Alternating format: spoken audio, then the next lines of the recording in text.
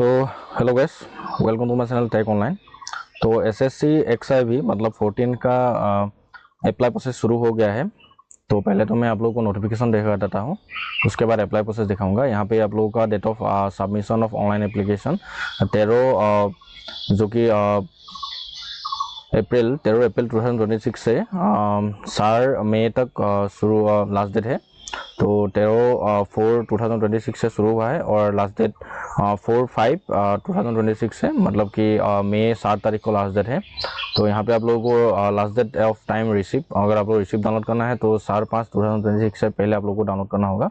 और बाकी पेमेंट करने के लिए लास्ट डेट है 5/5/2026।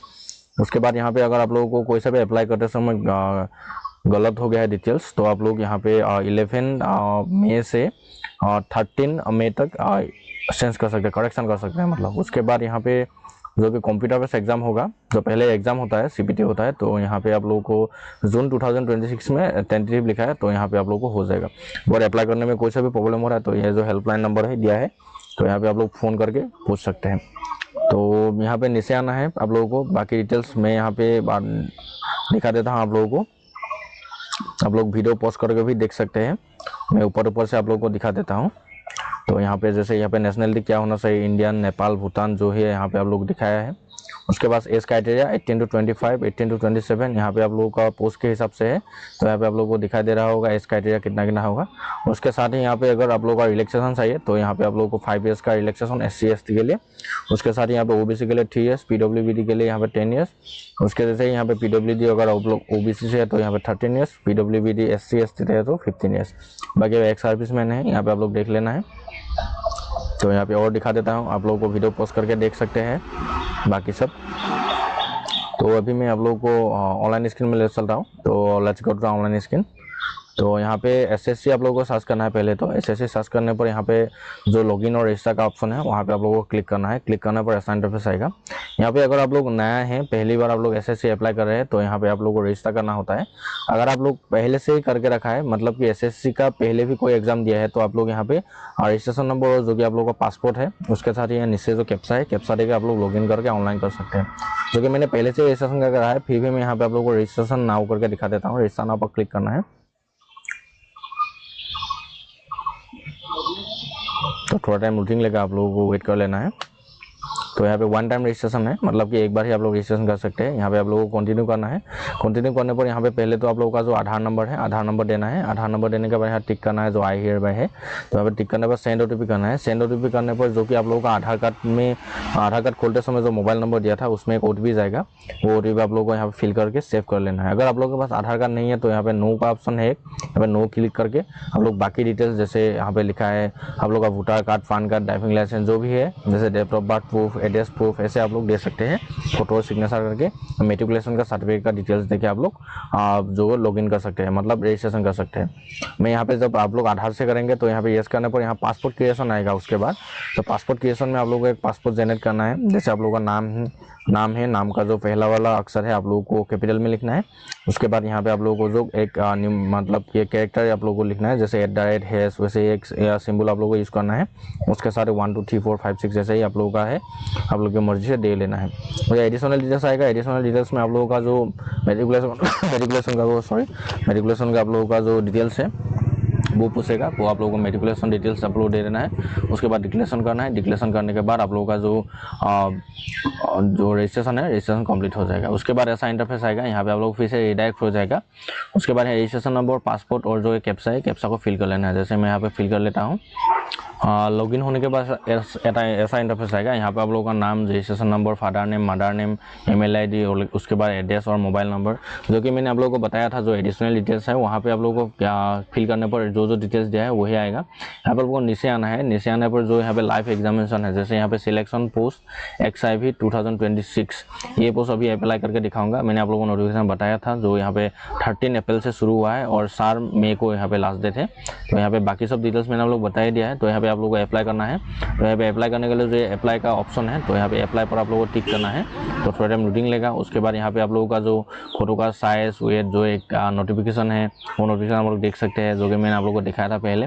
उसके बाद यहाँ पे आप लोगों को पूरा डिटेल्स यहाँ पे चेक कर लेना है। उसके बाद फिल फॉर्म करना है। फिल फॉर्म करने पर यहाँ पे आप लोगों का जो नाम है, उसके बाद father name, mother name, date of birth, आप लोगों का एज आज तक कितना हुआ है 2026 में, जेंडर, कैटेगरी, PWD है क्या, और सिटीजन इंडियन है या क्या है, यहाँ आप लोग नेशनलिटी जो दिया है वो आएगा, ये ऑटोमेटिक फिल होकर आएगा। यहाँ पे आप लोगों का मेट्रिकुलेशन डिटेल्स भी आएगा, एड्रेस, सब कुछ यहाँ पे आ जाएगा। आप लोग मोबाइल नंबर, ईमेल आईडी, ये सब आप लोगों को देख लेना है। अगर यहाँ पे जैसे आप किसी का क्या होता है कि मोबाइल नंबर घूम गया है या ईमेल आईडी भूल गया है, तो यहाँ पे आप लोगों को चेंज करना है। तो चेंज करने के लिए जो पर्सनल डिटेल्स था वहाँ पे आप लोगों को एडिट कर सकते हैं, जो कि मेरा सब कुछ सही है। ये आप लोग यहाँ पे तो एडिट नहीं कर सकते, जो पर्सनल डिटेल्स मिला था पहले वेबसाइट में वहाँ पे आप लोगों को एडिट करना होता है। तो यहाँ पे आप लोगों को नेक्स्ट करना है, अभी सब कुछ सही है। तो उसके बाद सक्सेस लिख के आ जाएगा, यहाँ पे पर्सनल डिटेल्स सक्सेस लिख के आ जाएगा, ओके करना है। ओके करने पर नेक्स्ट यहाँ पे पूछेगा whether you are an ex serviceman और serving in the arm force. यहाँ पे आप लोग एक्स सर्विस में नहीं किया, उसके बाद यहाँ पे आप लोग आर्म फोर्स में आप लोग थे क्या वो पूछ रहा है, सर्विस कर रहे थे क्या वो पूछ रहा है। तो मैं तो नहीं किया, अगर आप लोग है तो यहाँ पे यस करके बाकी डिटेल्स फिल कर लेना है। उसके बाद नेक्स्ट यहाँ पे पूछेगा are you an government employ, central government या स्टेट गवर्नमेंट। यहाँ पे आप लोग अभी करेंटली एम्प्लॉय है क्या वो पूछ रहा है। अगर आप लोग करेंटली एम्प्लॉय है गवर्नमेंट या सेंट्रल बाय स्टेट में, उसके साथ यहाँ पे अगर है तो यहाँ पे यस करना है, नहीं तो नो करना है। तो मैं तो नहीं हूँ तो यहाँ पे नो। उसके बाद यहाँ पे 7 नेक्स्ट करना है, इसे यहाँ पे ओके करना है सक्सेस होने के बाद। नेक्स्ट यहाँ पे पूछेगा एग्जामिनेशन सेंटर। सेंटर के लिए आप लोगों को यहाँ प्रेफरेंस 1 पे सिलेक्ट करना है। प्रेफरेंस 1 में आप लोगों को यहाँ पे देख लेना है, यहाँ पे पूरा NER, KKR, MPR जो है यहाँ पे आप लोग देख सकते हैं। जैसे मैं आसाम से हूँ तो यहाँ पे NER देख लेना है कहाँ कहाँ है, जैसे मेरे पास में जो है मैं यहाँ पे दे दूँगा।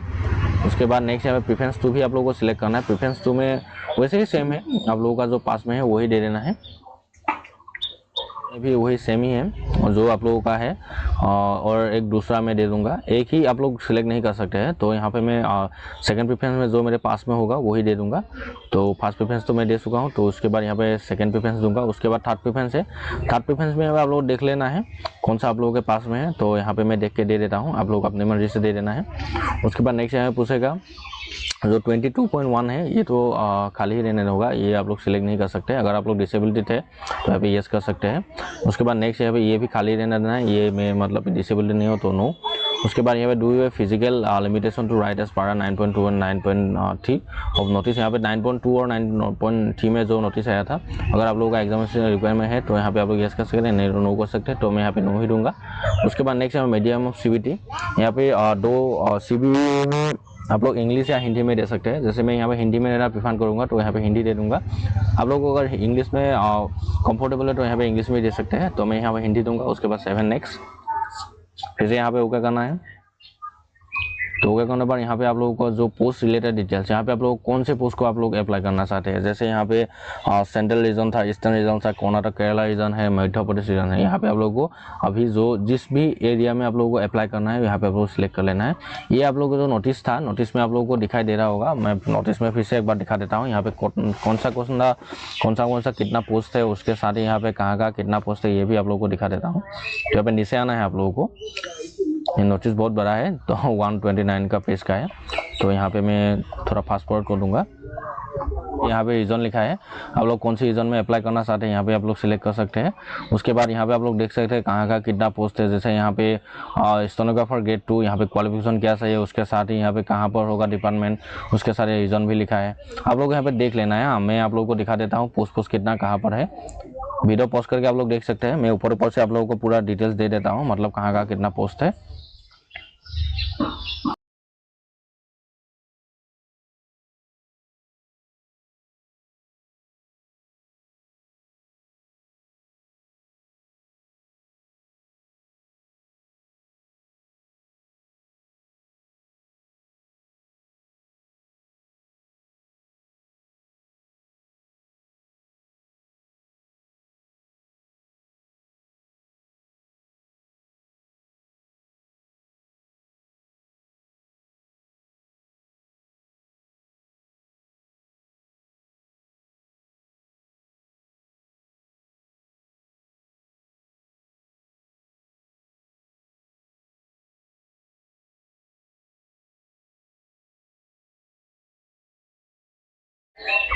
तो यहाँ पे आप लोगों को देख लेना है, मैं ऊपर से सब कुछ दिखा दिया हूँ कितना पोस्ट था।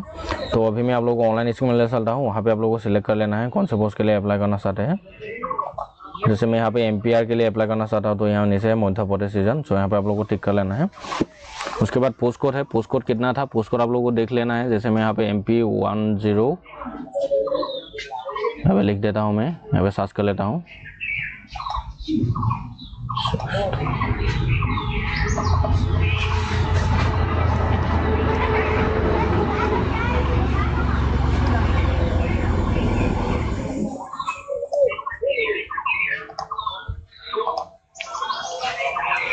पोस्ट कोड सिलेक्ट करने के बाद यहाँ पे पोस्ट नेम और जो क्वालिफिकेशन है पोस्ट कोड पोस्ट के लिए वो यहाँ पे आ जाएगा। तो यहाँ पे जैसे मुझे मेट्रिकुलेशन चाहिए तो यहाँ पे मेट्रिकुलेशन ऑटोमेटिक सिलेक्ट हो गया, आगे गया है। उसके बाद हाईएस्ट एजुकेशन क्वालिफिकेशन मेरे पास अभी यहाँ पे ग्रेजुएशन है तो यहाँ पे ग्रेजुएशन होगा।